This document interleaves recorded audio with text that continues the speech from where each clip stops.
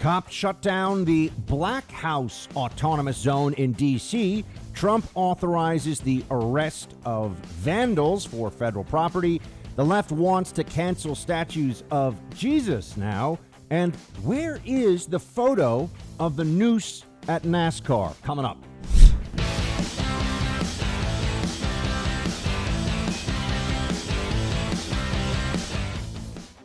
Welcome to the Buck Sexton Show, everybody. Honor and a privilege to have you here with me as always. Oh my, we do have a lot to discuss today. What the heck is going on in Washington, D.C.?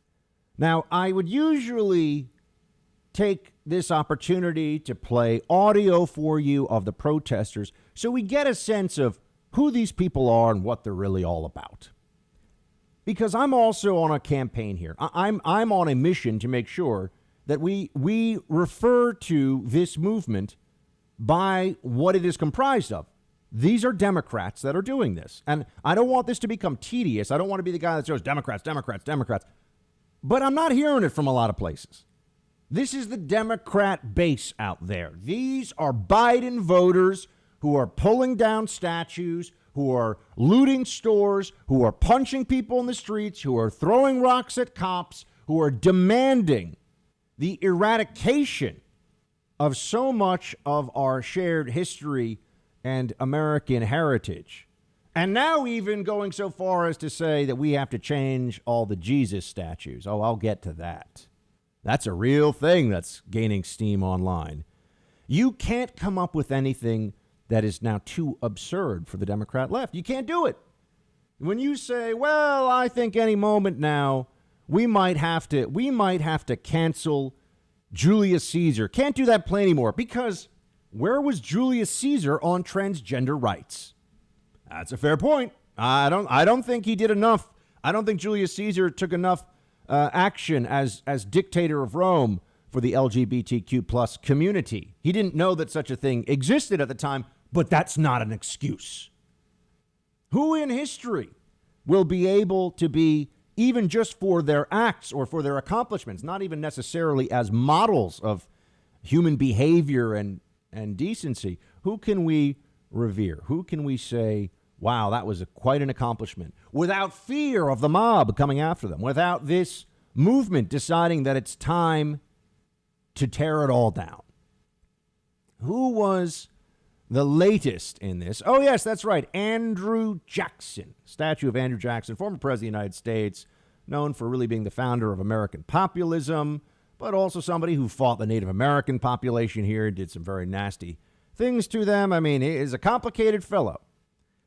But I will also say that the statue itself, see, there are a couple levels here that we see going on in Washington, D.C. that should be troubling to everybody.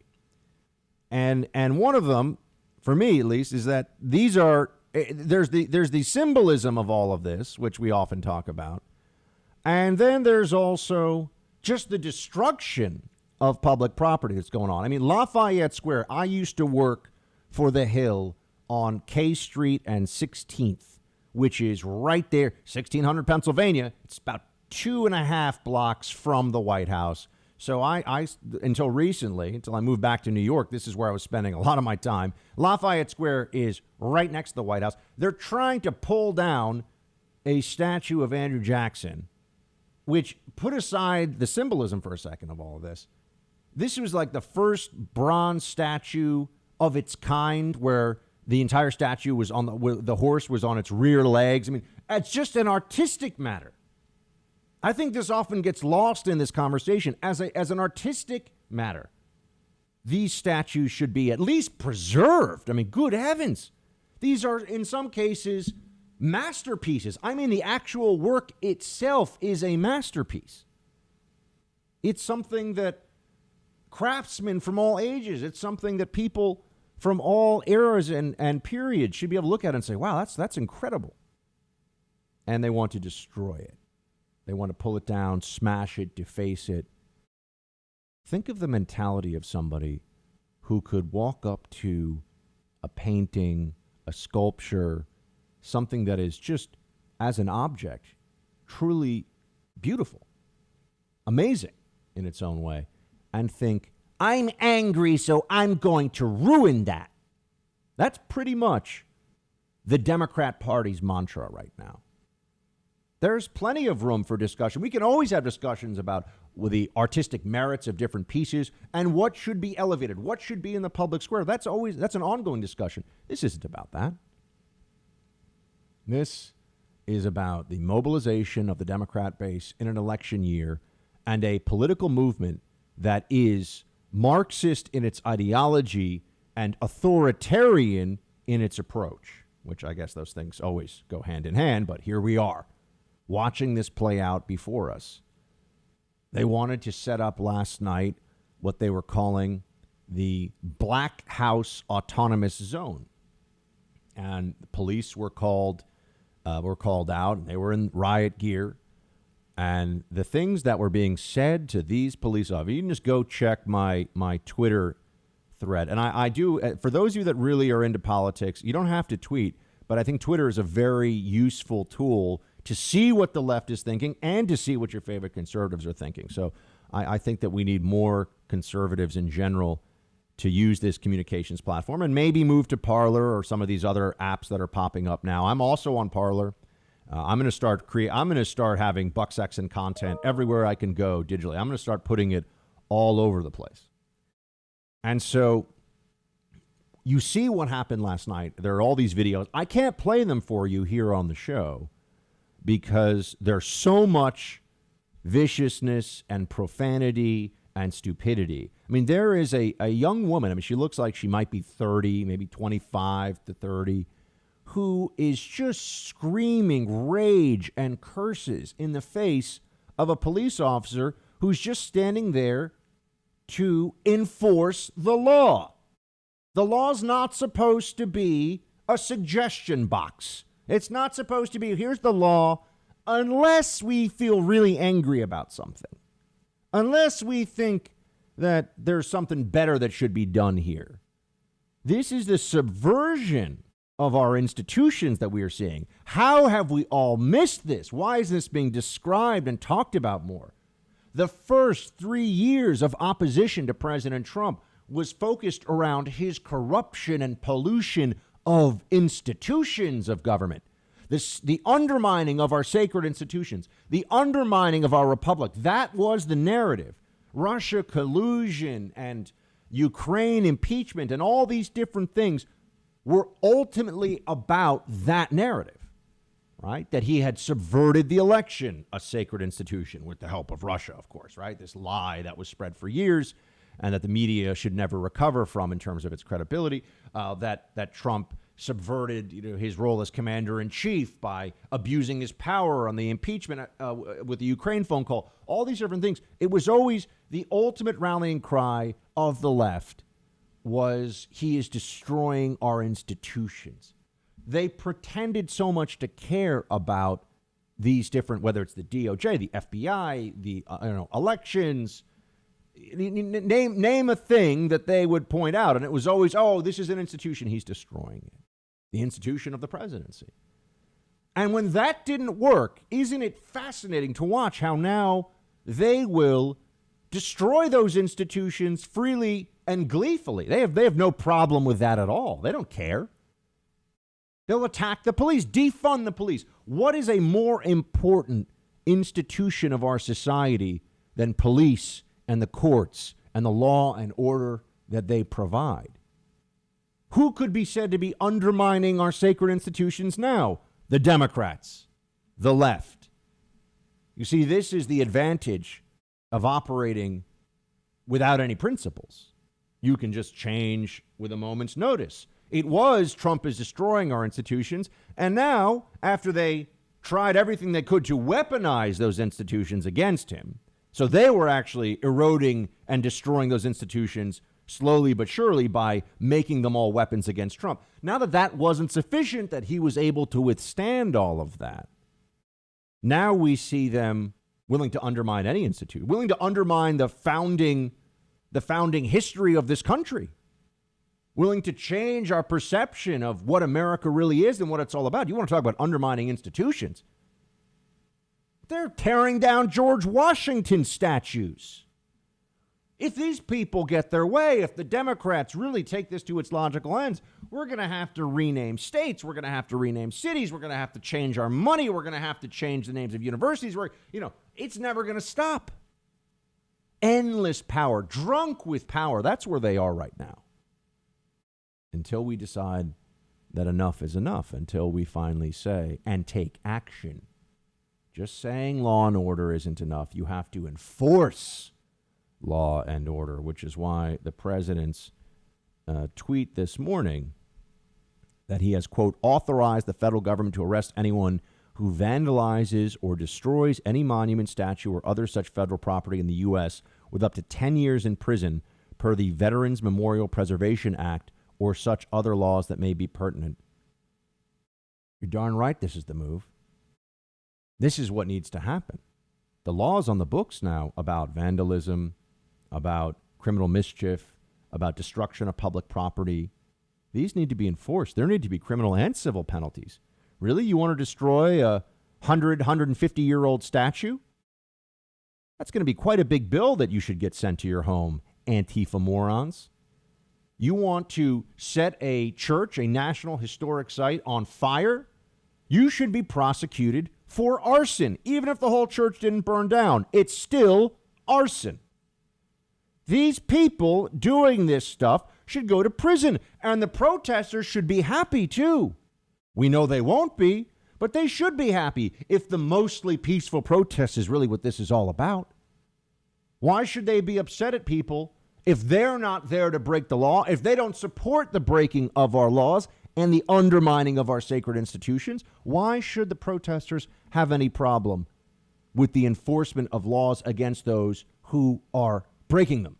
If you're just there to show up and say, I hate cops and I hate America and I read The Nation and I watch CNN and I scream curse words at cops, including, there's a video that's circulating now of a guy with a man bun, a white dude with a man bun, screaming in the face of a black police officer in Lafayette Square in D.C., and saying that his family should be ashamed of him, and the worst kinds of garbage.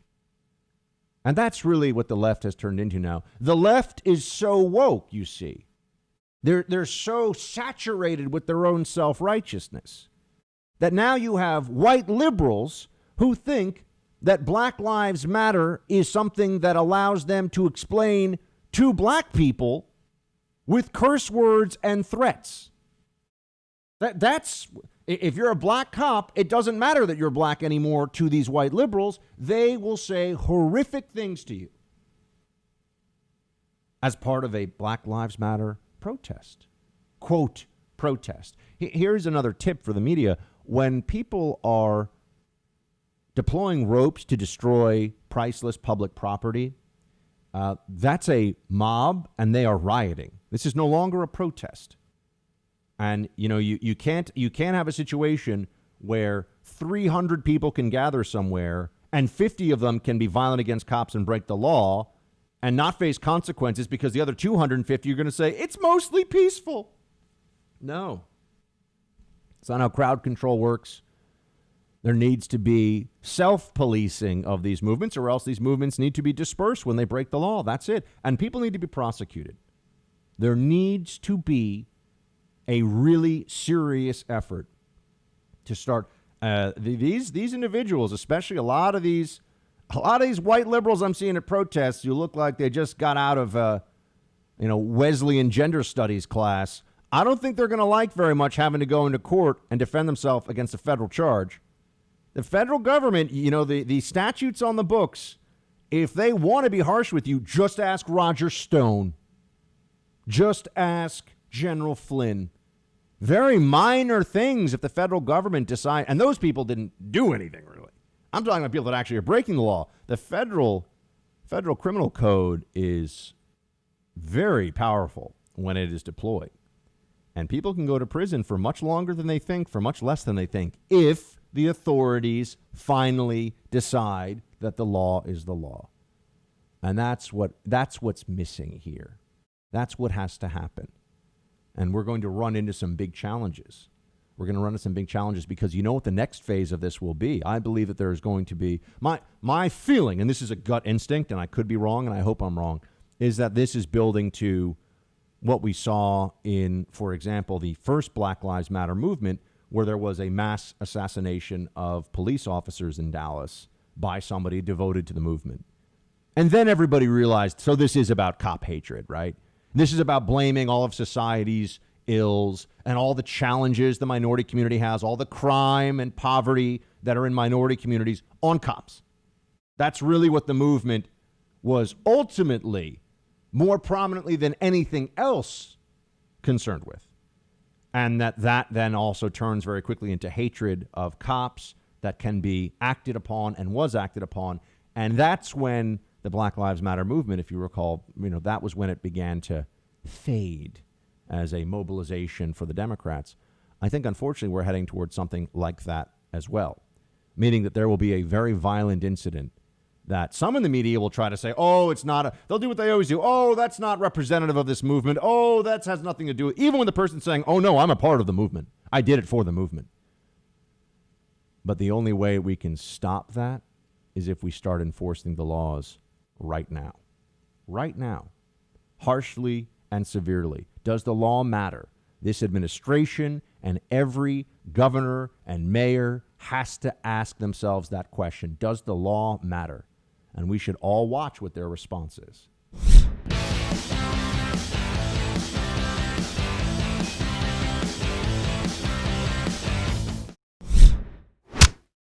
Do you agree with the president's guidance that cities should do more to protect monuments? Yeah, I don't even know what the president's guidance is, Savannah, frankly. Cities are making decisions. The Teddy Roosevelt statue, I think it was less about Teddy Roosevelt, but the other parts of that statue. And look, people are making a statement about equality, about community, to be against racism, against slavery. I think those are good statements, and it depends. Can you overdo it? Of course you can. But in New York, I don't think we've overdone it, and I think it's a healthy expression of people saying, let's get some priorities here, and let's remember the sin and mistake that this nation made, and let's not celebrate it. I don't even know what he's talking about. What does he mean by enforce the law? Maybe Governor Cuomo, what he's saying is don't destroy statues that don't belong to you. It's vandalism and it's a crime, you jackass. That's what the president's saying. He's not referring to the removal of statues by committee when he's saying there's going to be criminal sanctions. We all understand that. He doesn't agree with some of what that is too, but also let's just be honest about what's going on here. Cuomo's dodging the question because the mob is the Democrat base. That's why. Working from home is driving up the worst type of cybercrime, home title theft. We're doing it all from home these days. Working, banking, video conferences, meal deliveries, and shopping. Cyber criminals are targeting our homes because of this. Actually, they want the money they can get by taking out loans against your home. The crime is home title theft, and the FBI has been warning homeowners about it a lot. Home Title Lock is how you protect your home from cyber thieves. Your home's legal title's online where they can find it and forge your signature stating you sold your home to them. Then they'll take out loans on your home and leave you deep in debt. Banks, insurance, and basic identity theft services don't protect you from this. You've got to go with Home Title Lock to put a virtual barrier around your home's title. Protect your home now. Go to HomeTitleLock.com, code BUCK. That's right, HomeTitleLock.com, and use code BUCK today to get 30 free days of protection to help you through this crisis. You can register your address right now to see if you're already a victim. Go to HomeTitleLock.com and use code BUCK for 30 free days of protection to help you right now. That's code BUCK at HomeTitleLock.com.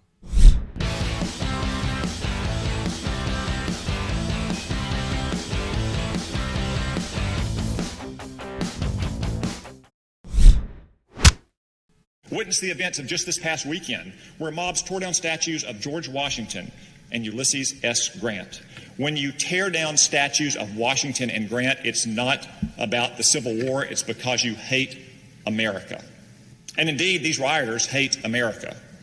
In Portland, where they tore down the statue of Washington, they also spray painted on him the date 1619, a reference to the New York Times' revisionist anti-American history project. The Democrats are in an iconoclasm spasm right now. We see this all across the country.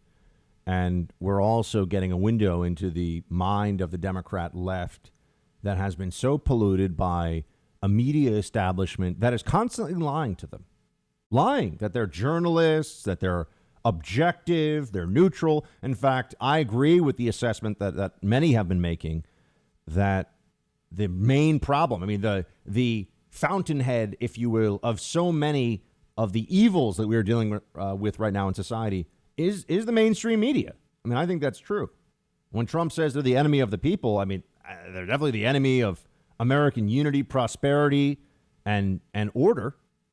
And they're not helping things right now. They do whatever they have to do for their own left-wing benefit. You know, just as long as the checks keep rolling at NBC News, as long as CNN anchors can retreat to their homes in the Hamptons or on Martha's Vineyard, they don't give a crap about what happens in this country.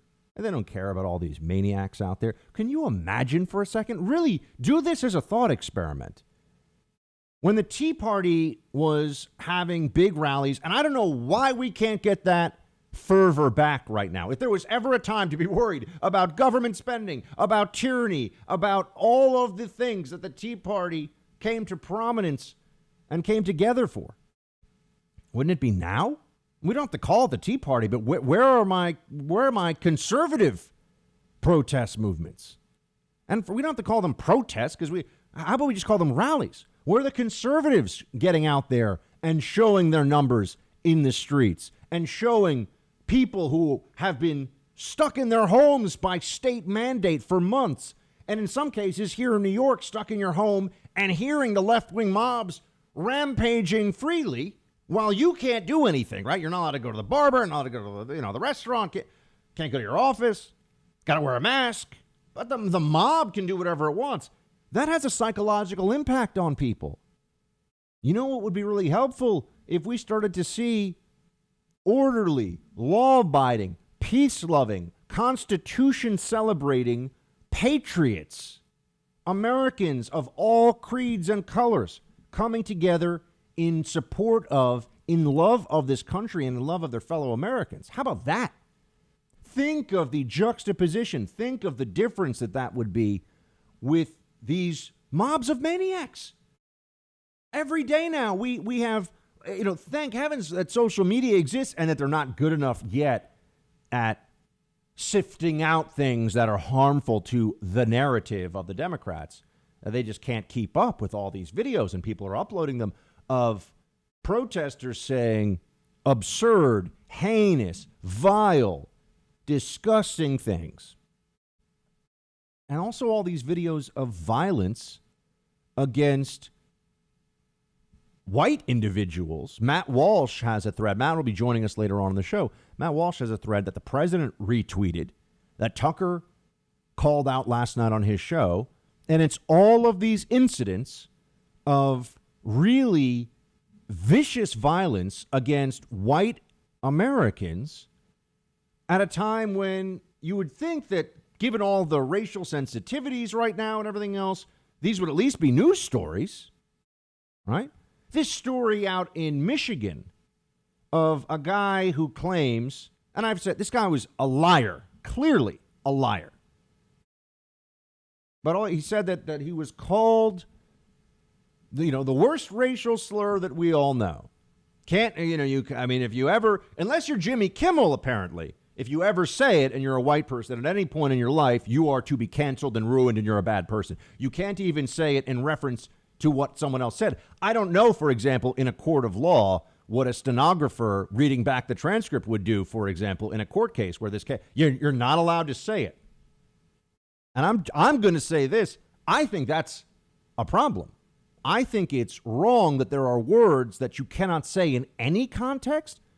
Yes, it's immoral to call people a racial slur. It's stupid. It's unethical. It's gross. but you can't even say a word in reference to what someone else has said. You can't. I can't quote people, right? I can't sing the lyrics to certain songs without fear of ruination and cancellation. And we all just accept this. What? Why? It's so much of this is just bending the knee, but also giving up core principles, giving up the right to speak and think freely. We accept these rules of what is acceptable discourse, and we should give much more thought to what those rules are, because they're always changing, and they're not changing in favor of freedom. They're not changing in favor of the truth is an absolute defense. No, they're changing in favor of bend that knee, bake that cake, or else. Corporate America, Hollywood, the Academy, any large company you work for now, all of media except for about, one channel and a handful of websites and talk radio, all of these places are dominated by a left-wing mentality that allows them to constantly rewrite the rules to the detriment of their perceived political enemies. And we don't even question this. We don't even say, well, hold on a second. Gosh, I remember years ago, Christopher Hitchens, who was a super talented writer, very right on some things, very wrong on some things. But I still think that, I do read people who are brilliant at the craft of writing, even if I think they're wrong on some of their positions. And I think everybody should. I read editorials written by libs all the time because I want to know what they think. Because one, I think you can't really be secure in your own, and there's no such thing as security in your beliefs. You should always be testing and retesting your assumptions. You should always be asking questions. Am I sure I'm right about that? Am I missing something? And you should know what the best arguments are of the other side. Don't do what CNN does. Clay pigeons. Here's a straw man. Here's a fake version of the argument. And then put some stuffed shirt, serious news anchor up there. Oh, look at me and my Hermes tie. I'm going to just tell you what the truth is. The Brian Williams routine over at NBC, same thing. These guys are clowns. They're not making you smarter. They're not making you more well-informed. Well, you don't watch them if you're listening to this show. Most likely, I think. Maybe a few. There are some libs. I love it when the libs reach out to me who watch this show. They go, oh, Buck, I'm a Democrat, but I think you're smart and you know a lot of stuff and you seem like a nice person. True, and true. I do know a lot of stuff. I am a nice person. Unlike some people in this business who have been in it quite a bit longer, who don't know nearly as much as they pretend to and aren't very nice. So that brings me back to this story, though. I got a little bit of a diversion there. I want to bring myself back to this story in Michigan, where we keep going through this. There is a large African-American individual who claims that he was called a racial slur and really viciously beats a guy who is groveling on the ground and begging not to be hit. And so much of the media was like, yep, he got what he deserved. What? Well, there's no proof that he said the racial slur. And here's really the part of this that is going to, you're going to start to see the testing of the outer limits of the law here. If someone walks past someone and they hear a word they don't like, they're actually not legally allowed to physically assault the person. That's not a justification. That is not a defense. But we're getting to a point where it's going to be. We're getting to a point now where all that has to be said is, I think that person's a racist and looked at me the wrong way. And so I beat his face in on video while somebody was laughing about it. That individual, the police have had that video for days. As I checked last night, I saw he had not been arrested. But let's reverse for a minute, shall we?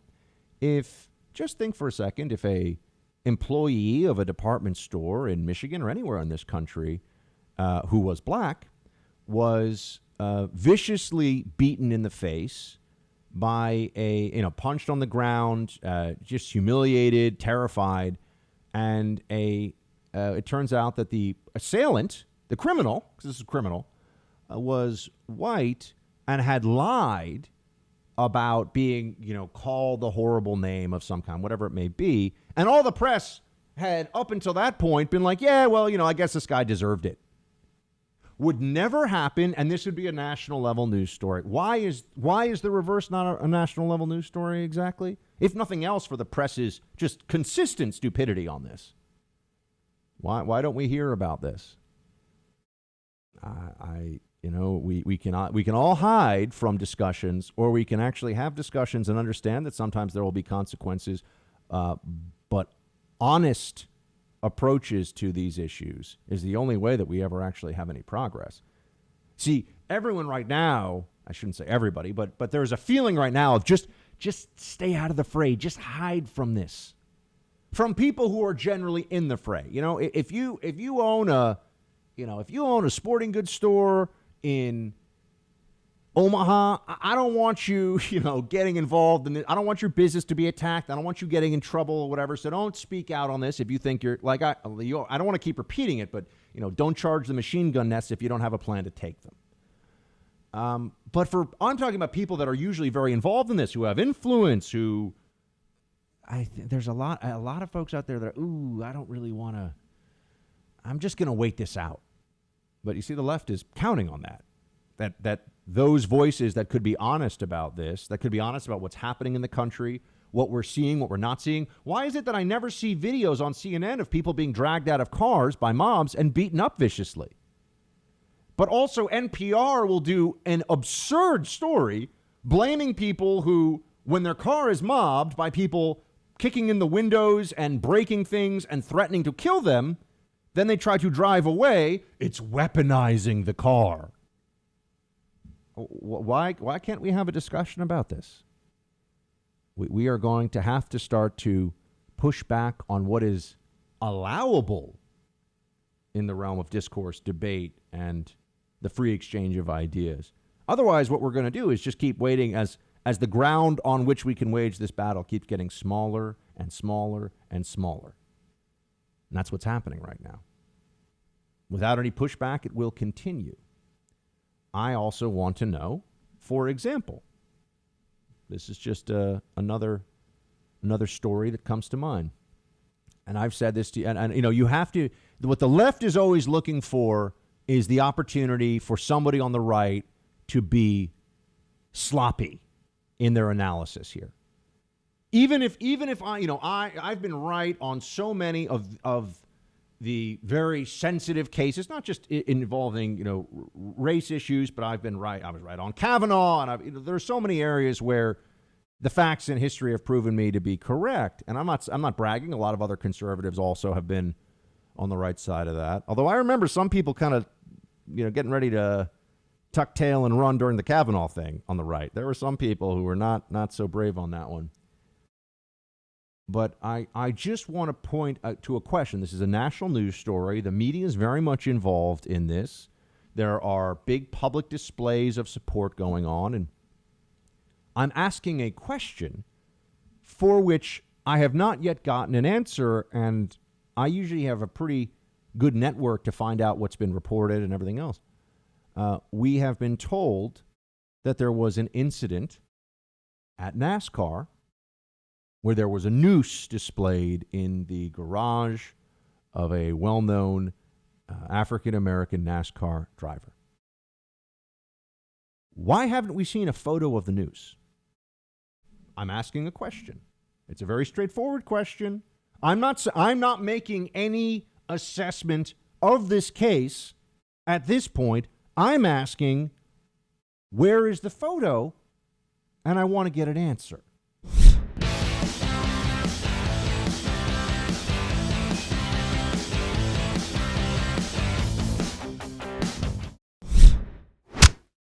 Bubba Wallace made a very upsetting allegation. I mean, he has officially come out to say that he found a noose inside his garage stall at the Talladega Superspeedway.